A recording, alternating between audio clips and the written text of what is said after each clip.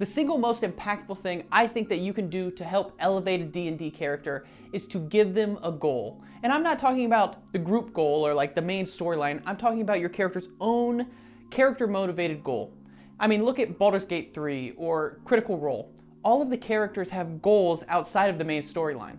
And that's because it makes for three-dimensional characters, and it's far more fun and engaging to play. So that's why when I made my character backstory cheat sheet available for you down in the description, I have on there not one, but 2 personal goals, plus something on your bucket list, which is basically like a third fun goal. But you might be thinking, Kevin, what kind of goals should I pick? And I am so glad you asked, because I have been obsessed with learning about story structure recently, and I came across this article by screenwriter Eric Bork, which will also be down in the description, and he believes that all characters' external goals can be broken down into 7 categories. So I'm going to give you those categories and give you a specific D&D example for each one to hopefully help spark some creativity or help you out with your next D&D character. But first, there's a couple things to keep in mind when you're thinking about goals.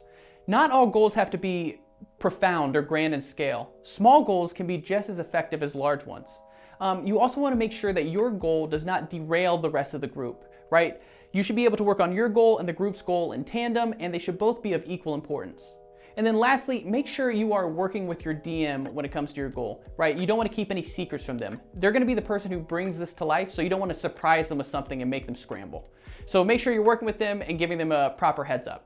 All right, let's get to it. So the first type of story goal is to find a person or item, and this is like the classic examples of searching for the ancient artifact or discovering where the magical wizard is hiding. And I think this works really well for your character's personal goal, since it usually plays out as you are slowly getting clues and trying to decipher what they mean to establish where the item is hiding. But it leaves plenty of time for you to still work on the main storyline. And I think it also helps with role playing, since if you ever hear of a location that might have the next clue, your character is going to want to go there as soon as they can, giving them an immediate need. The example of this from pop culture is Indiana Jones, right? He's got other things going on in his life, but his main goal is to find that ancient relic. The second type of story goal is to defeat an enemy, and this one is just how all of D&D works, right? Like there's a big bad evil guy and you're trying to take him down. But I think your character could have their own villain separate from the main villain, like someone they have a personal history with, or maybe a monster that destroyed their village.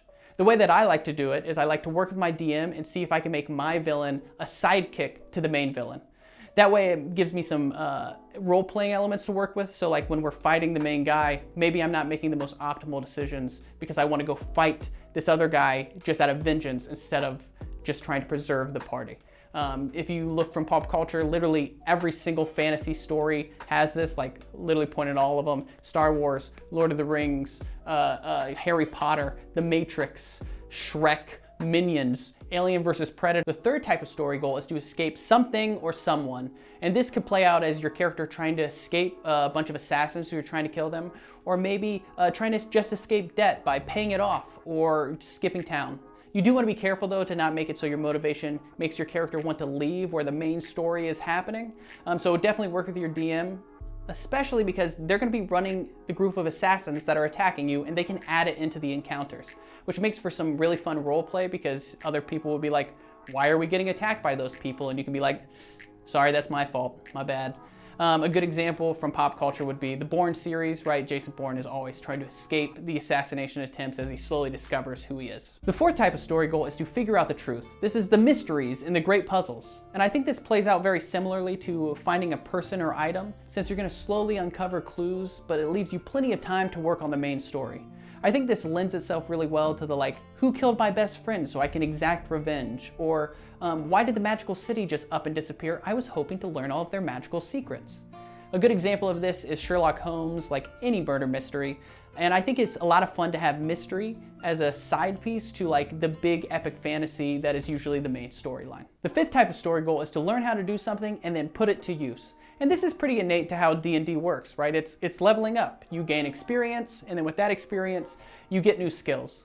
But you can use it as a way to get something outside of D&D's mechanics, right? Like maybe there's a forbidden magic, so you gather all these cryptic texts so you can continue your studying. Or maybe you want to make the world's greatest sword, so you talk to all of the greatest blacksmiths all across the land. A classic example of this is Luke from Star Wars, learning how to use the Force and then using the Force to stop the bad guys.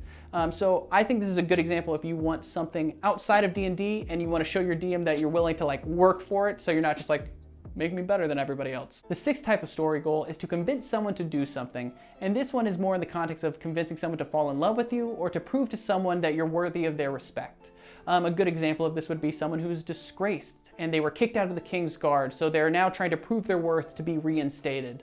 Or maybe someone who is in love with a princess and they're trying to prove to her why she should give them a chance. Right, like a good example of this would be Aladdin. He does all these things just so she will notice him. Though you do want to be careful because love dynamics can be tricky at the table, so make sure you talk to your DM before you commit to doing this idea. The last type of story goal is navigating a new world or situation. And this one is kind of like a catch-all for anything that doesn't neatly fall into another category. Though I think it's pretty similar to how we play D&D, right? You're thrown into a situation and you have to figure out how to deal with it. Though when it comes to a character's personal goal, I think the best way to utilize this would be to give your character a curse, right? It's something that they have to figure out how to cure, how to live with, or maybe even how to utilize, while also dealing with like the hecticness of the main campaign. A good example would be Beauty and the Beast, right? He has to figure out how to fall in love, but he also is way better at fighting now because he's like a giant monster. So try to do that whenever you give yourself a curse. Make it so there's like both a positive and a negative side, right? You get some benefit from it, but there's this ticking time bomb that you have to deal with. So there you have it. Those are the 7 types of story goals, and I think this list is great.